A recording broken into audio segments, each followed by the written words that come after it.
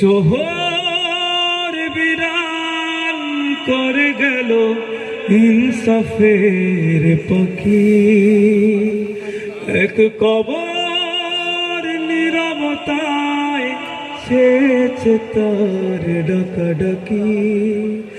এক শহর বিরান করে গেল ইনসাফের পাখি, এক কবর নীরবতায় ছেছে তার ডাকাডাকি।